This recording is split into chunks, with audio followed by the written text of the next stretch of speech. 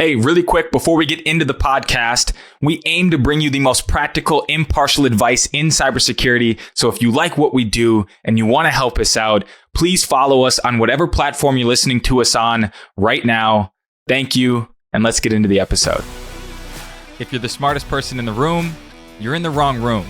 This podcast is my attempt to document lessons from cybersecurity experts who can go deeper than most on critical topics. My hope is that you use these insights to fortify your business and grow your career, and maybe one day partner with SIFT to select your next cybersecurity vendor. I hope you share and enjoy. John, welcome to the No BS Cybersecurity podcast. You're a seasoned technology contrarian with over 20 years of experience. And John, I'd love for you to introduce yourself to the audience. Who are you? What do you do? And give us the lay of the land on John. Yeah, so John Spiegel, you're right. It's been a while. I've been in this industry for 25 years, which is hard to say. But yeah, my background is really enterprise IT. So I got involved in, creating servers way back in the day. That those travels took me all across the country, and I was working with a paper products company. So I visited some really remote locations of the United States and spent that year 2000 Y2K challenges upgrading servers. But it led me into an area that I just got totally fascinated with, and that was networking.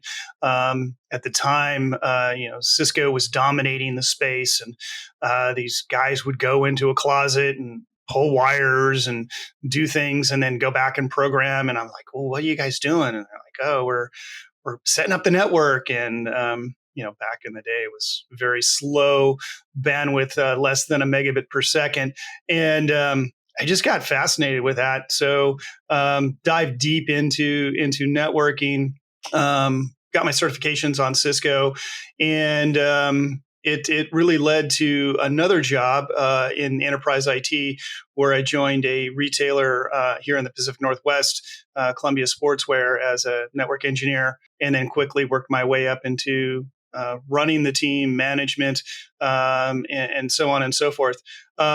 And where the contrarian part comes along is if you kind of look at IT and infrastructure, there's been a lot of changes over the past 20 years, especially in the platform space. And when I was first building those servers, you built a server, you put an OS on it, and it was one hardware device, one server, one OS. And then around the mid 2000s, we had this thing called virtualization, and that changed the game. Not only could I have one server now, but now I can put like 15, 20 different server instances on that hardware.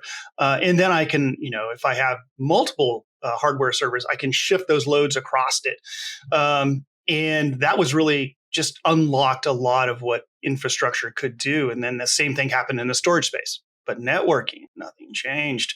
From 2000 really until about 2010, 2012, it all just remained the same. You had routers and you configured them individually, and they pushed packets, and it was very archaic. To manage them at scale was hard to do.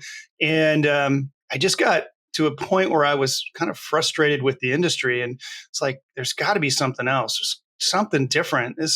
We're still doing the same thing, but yet my friends over here and on the server and the platform side, they're into virtualization, automation, doing this cool stuff. Cloud came around, and I'm like, oh, geez, I'm still doing the same thing. And that pushed me to kind of explore the space, and I fell into software-defined networking, and then eventually software-defined WAN. And that created a lot of waves, because traditionally, there's a set of vendors that you work with, and when you start to challenge those vendors, it becomes problematic, and then you have to sell it within the organization. There's a new way of doing things. We can save money and get a little faster, and that's kind of where the contrarian thing came in. I started pushing the edge, not only within my company, but within the industry as well. Yeah. And so it sounds like you were seeing innovation in these adjacent fields, and you're sitting there and you're going, what the heck? We haven't Exactly. seen any changes, and everyone's working on all this cool stuff, and we're still, plugging things in and working like it's the 2000s or early 2000s.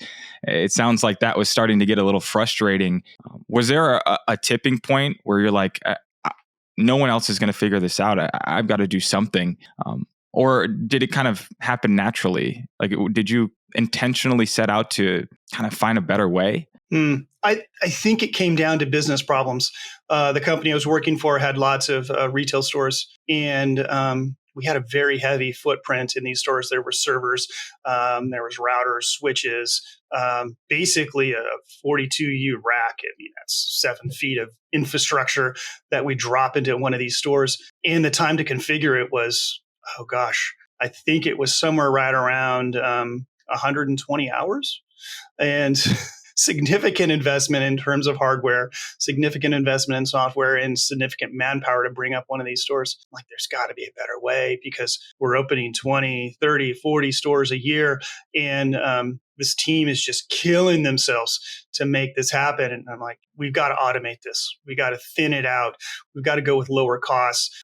These 1.5 meg MPLS lines, the price per megabit was crazy compared to internet. And we wanted to just really thin that out, lower the costs, get it down to the point where we could automate it, turn that 120 hours into 10 hours, 6 hours.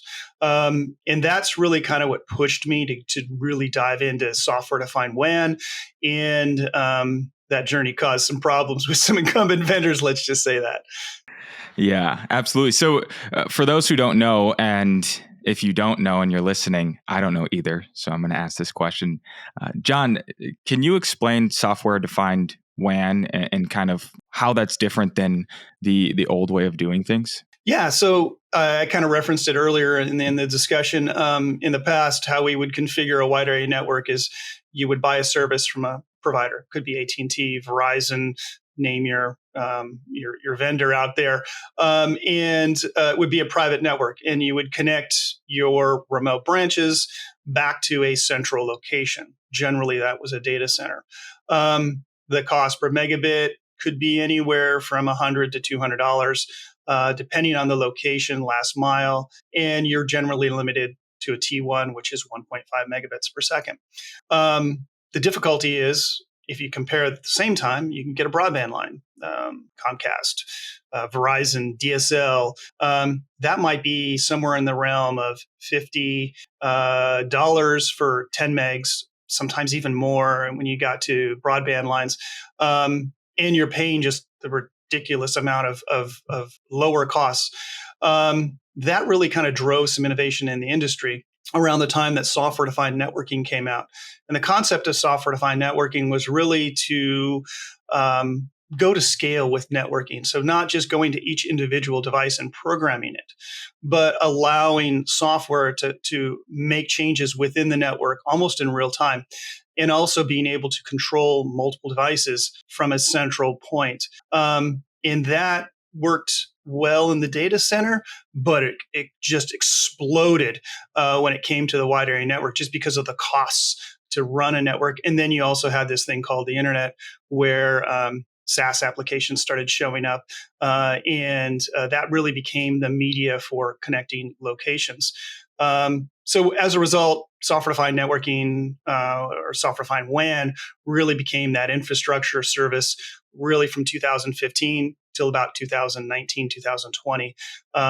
Multiple companies went into that space. I think there were at one point, we measured like 50 startups into that space. Since then, that number has dropped.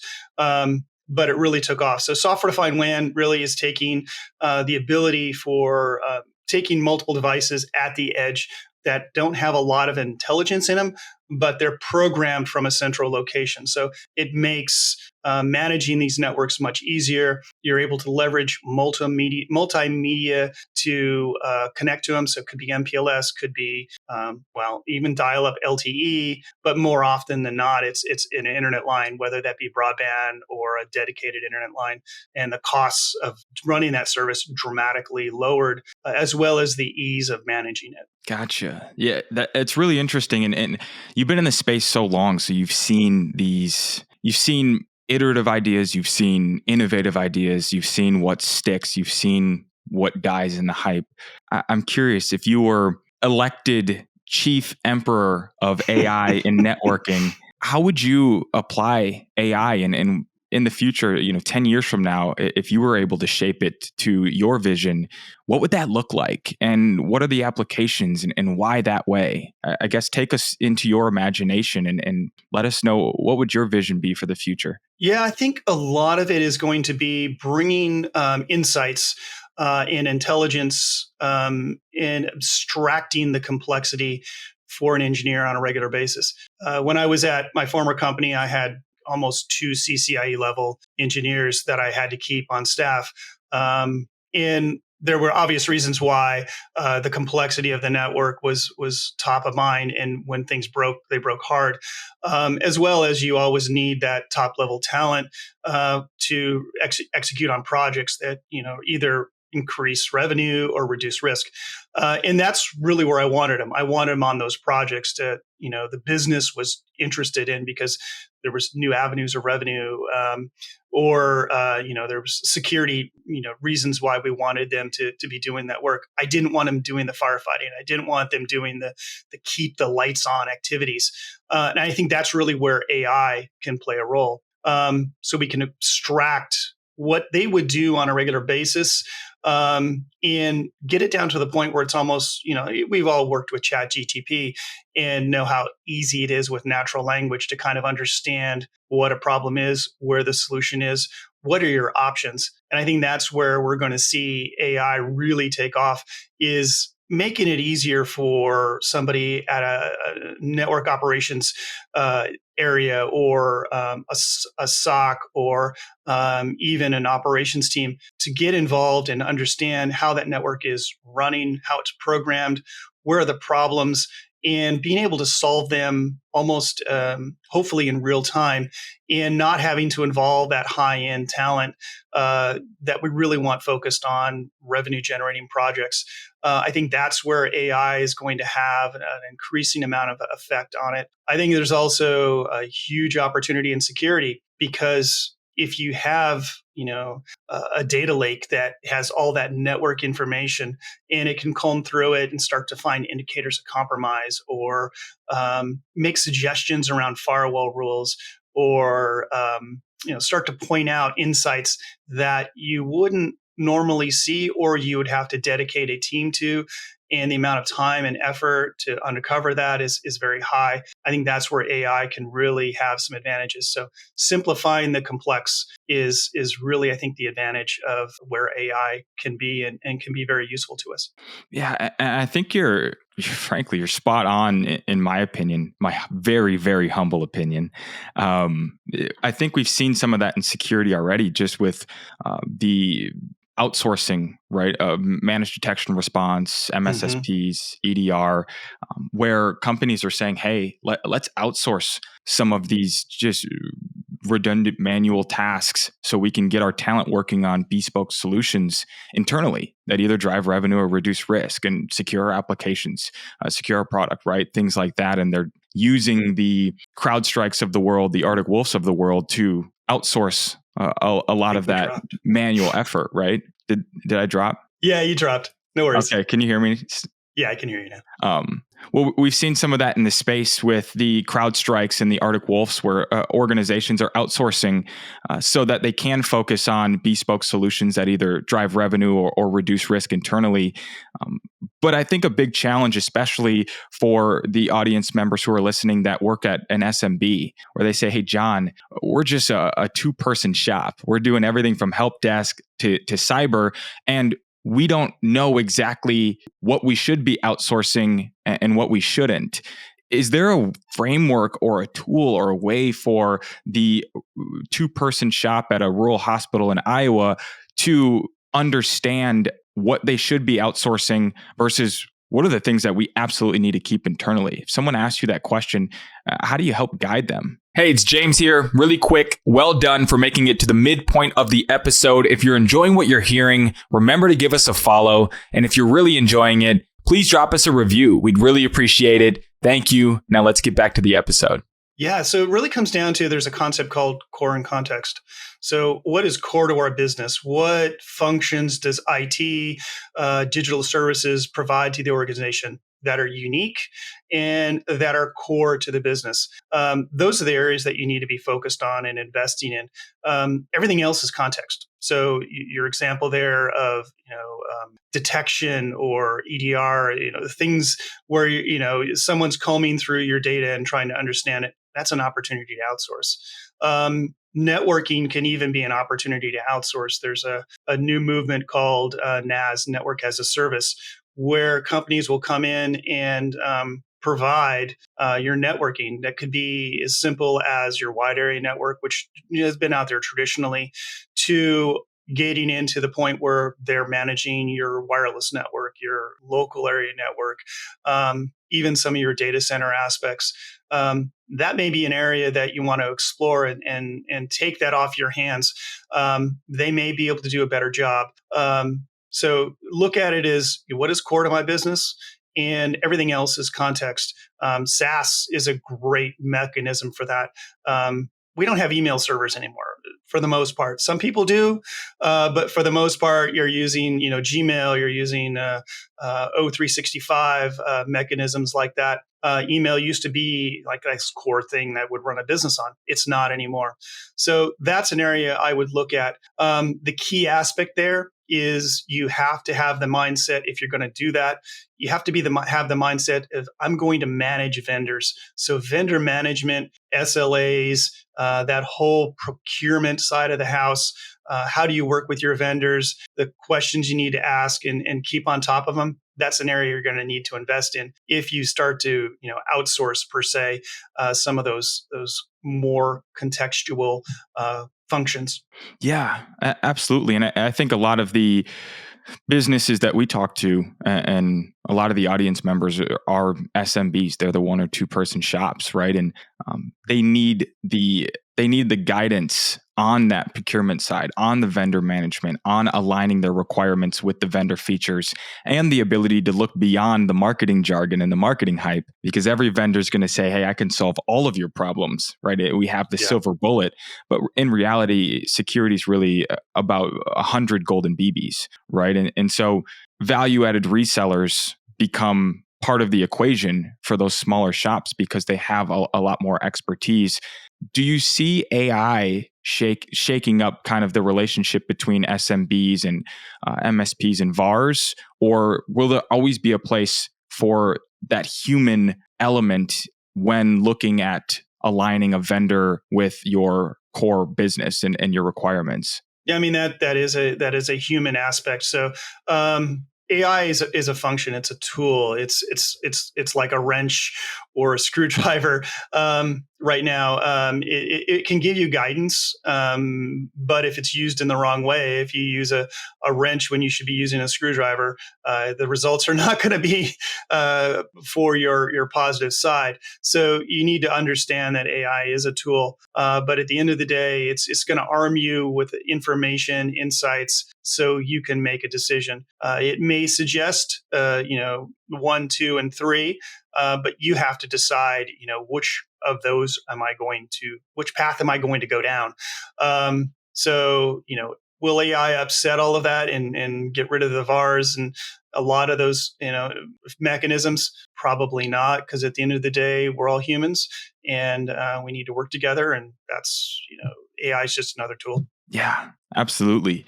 I want to stay on the topic of context, because I worked at 2 managed detection and response vendors. And one of the things that I realized is that a lot of the context that a managed detection and response provider would need to be a closed loop solution, they're actually not able to get. And so what happens is an Arctic Wolf or a CrowdStrike kind of becomes a $150,000 alert forwarding service, right? Where it's not actually a closed loop solution.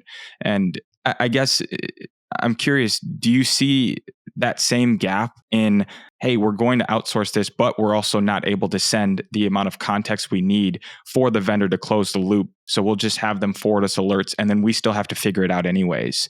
Like, is there a way that we can actually have a true outsource closed loop solution where they have everything that they need, and we can trust that they can not only detect, but respond, remediate, close the loop, and just let me know that it's done? Or will it always be more of an alert forwarding service because there's stuff we just can't send? Oof.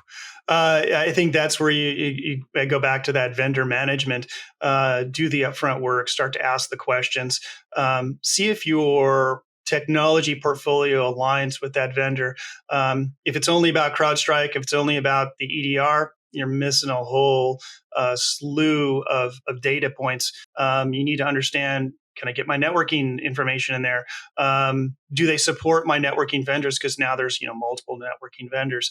So you need to ask the questions along those lines. The other area that I mentioned is NAS as well. Some of those services can start to give you the whole portfolio. So instead of just I've got X, Y, and Z point solutions, they can bring together the portfolio of their products and bring them together where you can get those insights. You may have to pay a little bit more, and there may be a little more work on the front end. But at the end of the day, if you're looking to outsource a lot of that work and focus on what is core to you and what is core to the business, that's something to look at. Mm-hmm. Yeah, I know one of the trends that I'm seeing is we want humans focused on human-generated alerts and machines focused on machine-generated alerts. Yes. How does that resonate with you? That resonates very well. That's where, the machines have to, with AI, with whatever mechanisms you're working with, they have to highlight and give you that information.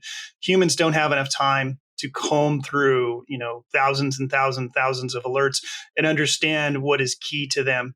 The other piece is when you're working with those vendors, you have to almost guide them to what is important to your business, because what is important to a hospital may not be the same as what is important to a retailer in terms of data leakage. So that's another aspect that as you go down this process, you need to interview that company to make sure that they understand, the objectives that you're after. What are the important so-called crown jewels that you need to protect? So there is an aspect of that. Yeah. Is there any risk where as we sharpen the spear on detections, right, for every 1% that we focus in is another 1% that's now out of focus? Is there a reality where maybe we sharpen the spear too much, so much so that we actually lose the visibility of the other 99%? Or is sharpening the spear on the detections to create as much friction as possible to the crown jewels really the goal? Like, is there a sort of a focus dilemma there? There always is. There's a point of diminishing returns. Absolutely. And then there's always, the classic example of this is IDSs. When we deployed them in the past, we would get a ton of alerts, and eventually you're like, wow, that's pretty cool. I'm getting all these alerts, and then you start to tone them down. The challenge with that is you miss the critical one, and the bad guy gets through. So it's a balancing point. Mm-hmm. Is cybersecurity an unwinnable war? Oof. That's a tough one. I'm an optimist. I'm always a glass half full. So my answer is yes. I think the challenge is that we are in a state where we're early on in this game, and we're dealing with a lot of technology that wasn't meant to be connected to the network in the way it is. And when I say connected to the network, I really mean the internet. The internet has an incredible amount of potential for us. The ability for me, to travel, and I can keep in touch with my family. I can switch my flights on the fly. I can be, the other day I was flying in to Seattle and I knew I was going to miss my flight because it was late. And I opened up a chat bot with the airlines. They switched my flight in a second. There wasn't a human intervention. I didn't have to stand in line. Amazing. But on the other side, a lot of these systems, as I mentioned, are not really meant to be connected to the internet. So for us to really win the battle, and the challenge right now is we treat security much like we treat a pet. We love our pets. We want to protect them if they're sick, if they get hurt. We're going to invest a lot into them. We have insurance on them, and that's all good. But at the end of the day, IT needs to be treated more like cattle. Something happens to them. A server gets sick. We get rid of it. And I think that's where we start to win the battle, when we go from a mindset of our applications are not pets and we don't have to protect them as much, but we get to a point where some of these more modern applications are built more ephemeral. There's more encryption in them, that even if that server is compromised, the data that's, it resides in it is protected. It's encrypted because it's there just in time. I think we're probably 4, 5, 6 years down the road, as we see some of these applications transformed and changed. I think that's when we start to see things go in a different direction. But until then, it's going to be a bit of a brutal battle. The other piece is government is getting more and more involved in cybersecurity. We've seen the recent, I think it's Monday, SEC rulings go into place, where if you are a publicly traded company and you have what's so-called a material breach, we don't know what a material breach is, but you have to report on it within 4 days. So government regulation is coming more and more into focus, as well as this movement called Zero Trust, where we kind of flip security on its head. And in the past, we build these big firewalls and data centers and protect everything castle and moat style. We can't do that anymore because data is resident, all 4 corners of the world. And Zero Trust starts to make that strategy much more effective. So we're seeing that on a government level. The Biden administration signed an executive order, I think it was about 18 months ago. And so we're seeing the federal government move in that area. That's going to have a downstream effect. So pets, cattle, not pets, and Zero Trust. It's going to take time, but I think there's hope. Yeah. I appreciate the optimism. It's refreshing. You don't see a ton of optimism in cybersecurity, so it's really refreshing. And for the folks who have seen Zero Trust plastered all over LinkedIn, every time you go to an event, I mean, there's huge signs that say Zero Trust, Zero Trust, Zero Trust. Like, what the heck is Zero Trust at its core and in its simplest explanation for those who feel like they kind of get it, but what is it really? It's really a strategy that looks at making you think about, what do you protect? What are your crown jewels? What is the key data? And it takes that notion of data is now distributed, work is distributed.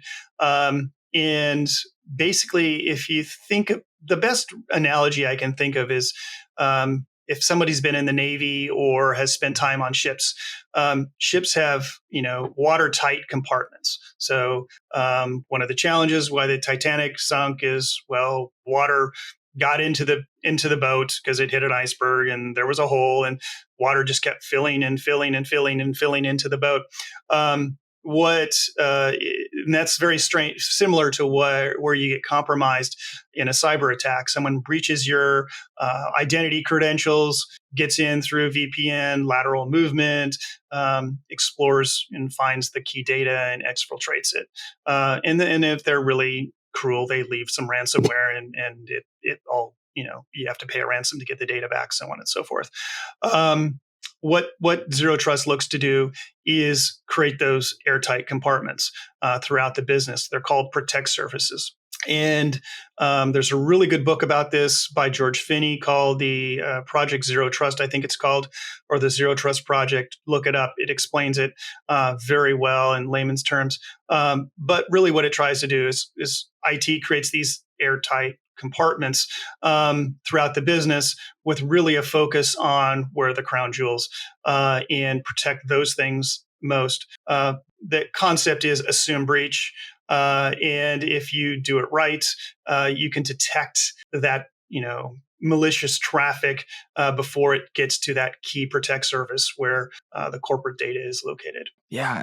And first of all, that was a very, very helpful explanation. And I think that will resonate quite a bit with the folks who feel like they kind of get it, but it makes a lot of sense with that analogy of the airtight compartments, right? And protecting the crown jewels.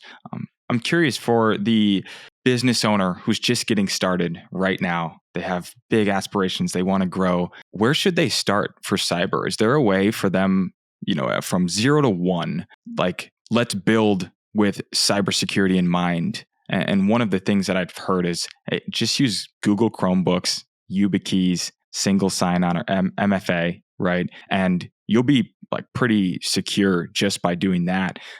Where would you tell someone to start if they had cyber top of mind right out of the gates? I would start, honestly, I would start with the key applications.